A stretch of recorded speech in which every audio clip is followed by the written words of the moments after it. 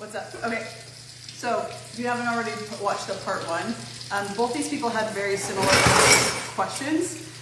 So the first one was about grounding. Specifically, they were in a place that had a lot of snow and during the winter that makes it really hard. So in response to the then moving up into the solar plexus.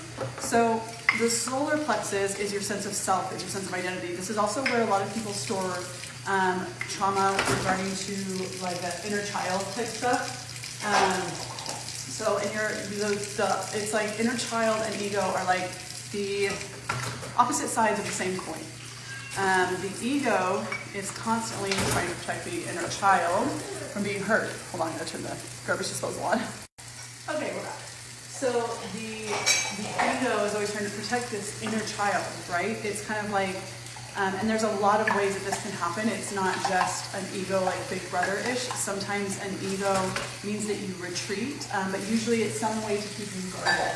So what's happening is when you have a whole lot of ideas and the sacral chakra is really, really overactive, and it's basically holding too much energy. Remember, energy is never created or destroyed.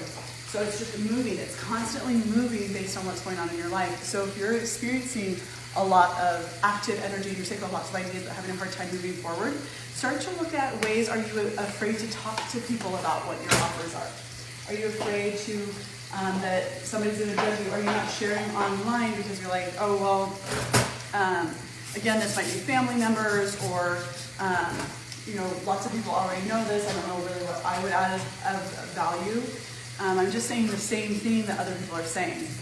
So you're going to do a couple of things, right? I saw this really great TikTok. I can't remember the original creator, but it was like, I'd like to talk to a CEO and tell them like how they get so confident. And a CEO replied, and he was like, they literally have ignorant, radical self-belief. They think that they are untouchable. So instead of looking at ways in which all of these ideas could fail, or you're like, this might be a problem, or this might be a problem, or it might be hard for me to get clients because of this, start to think of all the ways that it can succeed.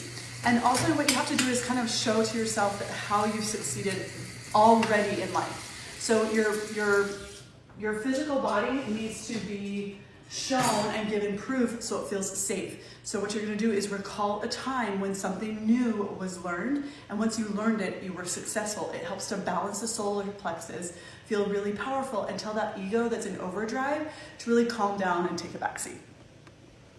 Let me know what you'd like to hear more of on the chakra system and balancing it.